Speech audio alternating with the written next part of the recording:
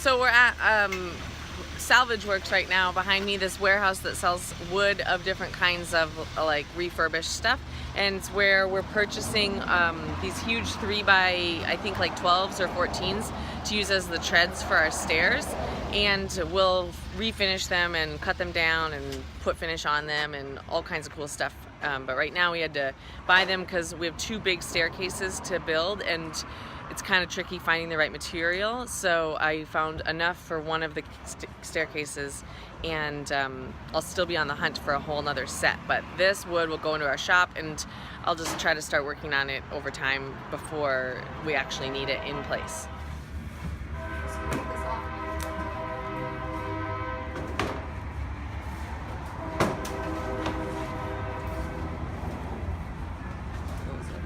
That we are getting all of these.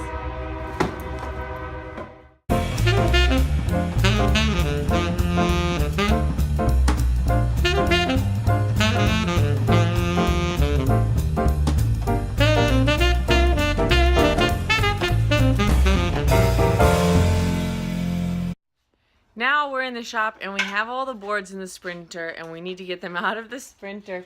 So we're going to load them into the shop where there'll be a tripping hazard until we cut them and finish them and get them all ready. And we're going to be very annoyed that we don't have more space, but this is just the nature of like custom building in a small shop and not having all of the space and tools that you really would hope and dream for.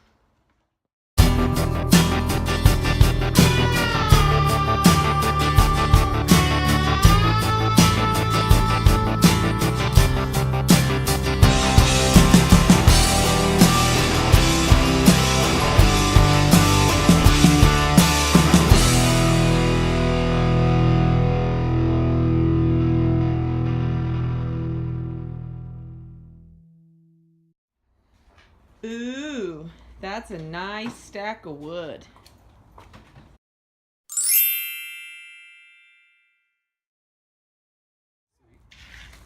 This is Greg, our plumber. Hi. Live? You coming at us live? Coming at you live from big Hollywood productions.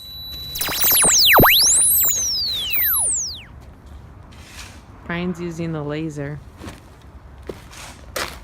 to mark the level of where the top of the slab will go, which is being poured tomorrow.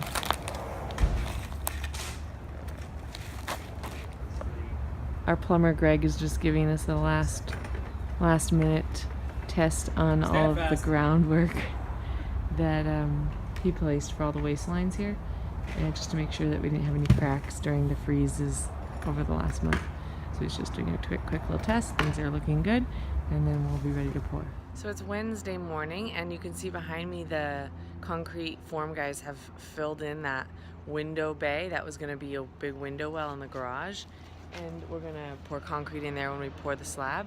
And then over here, they're just finishing up this morning the wall. You can see the rebar sticking out. They've prepped it already, and then the guy is holding a form, and that will just basically go around that rebar to create the concrete wall.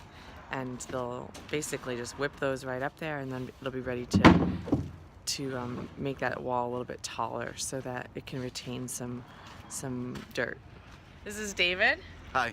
From Knife River, and he's gonna finish the concrete for us on the slab. Yeah. All right. Okay, I'm closet recording because it's kind of funny to be out on the job site and be talking to your phone. It puts out a weird vibe. So I just met David and from Knife River, the finishing concrete guy, and it's just so nice to, some guys will come on site and be like, brr, brr, and I'm not really gonna do nothing for you, and then other guys will come on and they're just stoked and they have the answers. And one of the little tiny situations that I had is I needed these boards to be nailed to the concrete wall so that they catch the concrete where the garage door is and where the front door is, so it catches it and makes like a nice little lip there. But it's hard to attach those to concrete, well, especially if you don't have a hammer, because I didn't happen to bring a hammer. And so he just arrived and was like, hey, great, I'm David, what's up, this is what I need to know. And he's like, oh yeah, I'll just nail those up for you really quick. And I just really appreciate tiny little gestures like that, because I don't want to nail those, and I didn't come prepared to nail them because I have guys to do it. But I don't know, it's like when you're when you're hodgepodging it together like I am, rather than hiring a company to do the entire thing and just like overcharge you and charge one big bid for it, it's way more like economical to hire specific guys along the way. Like we rented a bobcat for the week, and that's way cheaper than hiring a company to come in and do excavation work. But that means I got to find a person to operate the bobcat or do it myself, and we hired a guy to build the forms and a guy to come pour the concrete and a guy to finish it. So it's like kind of piecemealing it. When you do that, some guys will just come in to do their tiny little piece and then not care, and other guys will come in and really be a lot more like, oh, the whole job concept project, which is great and something I appreciate. And which is why I work with some of these same people again and again. Like Stefan, the form building guy, is awesome, and he is coming through for me again this morning by getting those last forms built, and I love it. So there you go. Those are my confessions. Right now, I'm gonna try to go and operate the bobcat for the last like half hour that I have this time to kill, because why not? Hey David, do you think this is enough room for his truck, or should I move that trailer? I think you're gonna move the trailer. Move the trailer, and then that will be enough space. And that probably that car also. That car too? Okay, Yeah. I'll have to ask the neighbors about that. Yeah, because Big Mike with the pump is about that distance with the trailer is plus the truck. Okay, yeah, plus you're right. I wish I could show you the process of me bobcatting compared to the process of somebody who really knows what they're doing on a bobcat, but you can't quite fully appreciate it, I guess, until you kind of see somebody who's super good at it. This is definitely a task that looks easier than it is, and the progress is slow if you're kind of just not really experienced doing it, which is funny. But I am doing it, and it's funny. I mean, it's like a video game. You do get the hang of it, but I find that an excavator is way more easy to use. Like digging holes is way easier than flattening out grade. But I'm giving it a shot. The concrete truck just arrived, and that is just in the nick of time because they finished this forms here, and he's putting the last tiny hardware on that form there. And David is getting the board that will create the lip to the slab there, which is just awesome.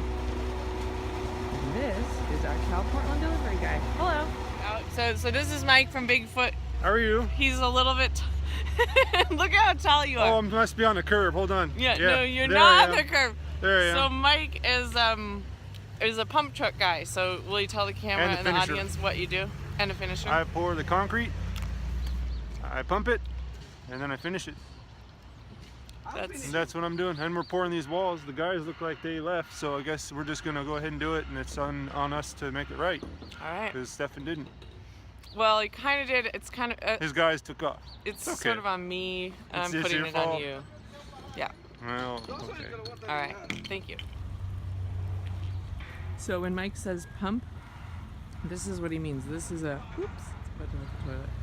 This is his pump, and it's something that basically takes the concrete from the big concrete truck through these black long tubes right here and into the space where it's needed. So generally speaking, you have to use a pump truck every time that you need to get concrete farther than what the concrete truck can go, which is only like 10 feet.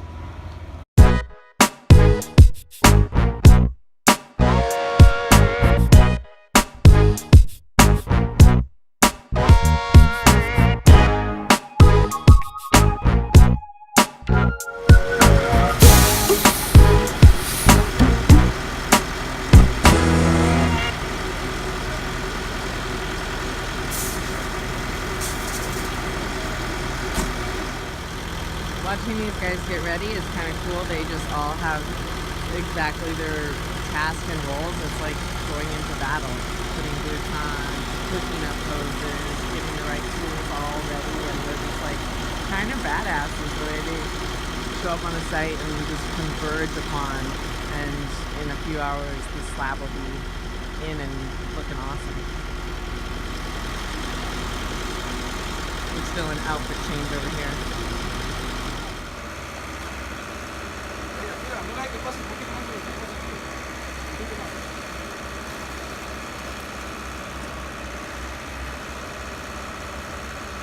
I'm sure that is not a fun job because that hose has got to be really heavy. And just generally a pain in the ass to maneuver. But that's a concrete pump truck and how it works. Right there. A lot different than the one we used to pour the walls. That one's pretty sweet.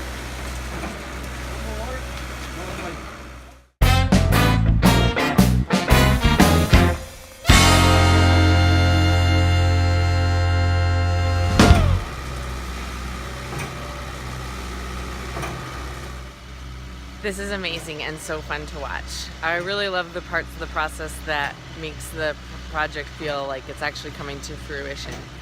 Like we'll have a whole floor system after this day. This is amazing.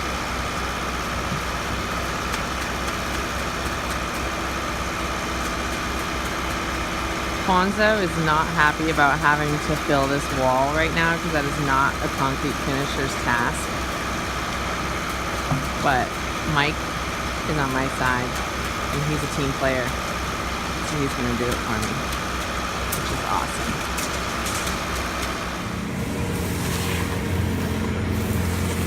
David's just doing the trowel finish here. It's so awesome. All of the slab is in. And Jay is filling yet another truck or a drop box full of dirt, making a huge mess, but he's doing a great job. And that's it for today.